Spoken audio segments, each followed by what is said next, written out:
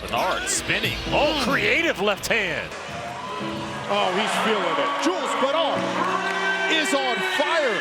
To have a NBA front office that believes in your G League system, that sees the value in developing in the G League is something that's really exciting, and I think it's also spearheaded just the go-go success, not only this year but in years previous. And I'm just excited to continue to do that with Michael and with Will, and they support us wholeheartedly, and they don't hesitate to send guys to us because they trust us with getting them better. It's a very cool situation where some G League teams they're not in the best facilities, but us all being in one, it's connective. I always say this is like a one big family.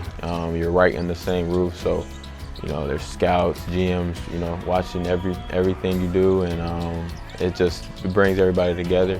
It doesn't feel like it's separate.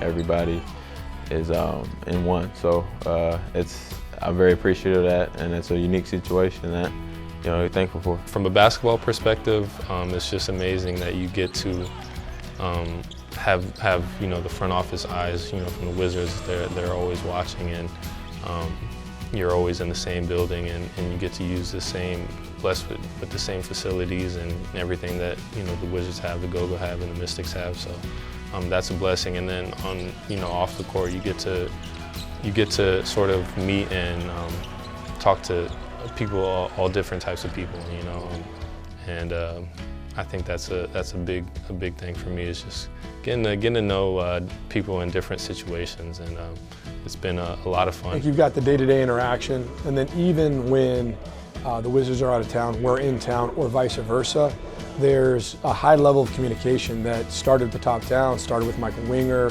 and then it trickles down to Will Dawkins, to John Thompson III, and kind of to the whole player development focus that we've instituted across the entire organization. So that communication is regular, it's ongoing, it's open, it's honest, it's transparent.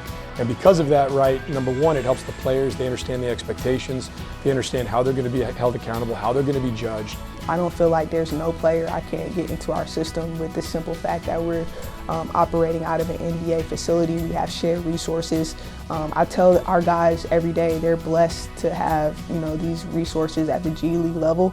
And then also the way that it just kind of manifests itself is that we are preparing these guys to be NBA players, and what better way to do that than surround them in an NBA environment, see the level to which they have to work with watching Wizards practices, being able to pick the brains of Tyus Jones and Jordan Poole and Kyle Kuzma every day, being able to have some of those same resources, such as getting fed the same meals. Like, those are things that I think we don't take for granted here that a lot of other G League teams just don't have. Diallo flying in on the baseline. I mean, it's great. It's one of the reasons why I chose to come and play with the Go-Go this year.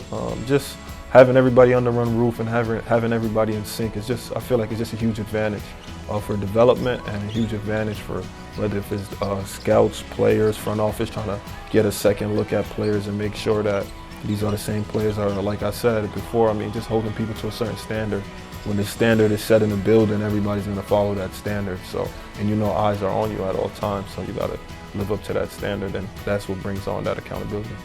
I think they're really comfortable with the environment that we've created and sustained over the last couple of years, and so that means that they're going to assign guys probably more than the typical G League team. Support us at games, use our coaches, lean on our front office, so just full encompassing at the G League level, which I'm super excited about.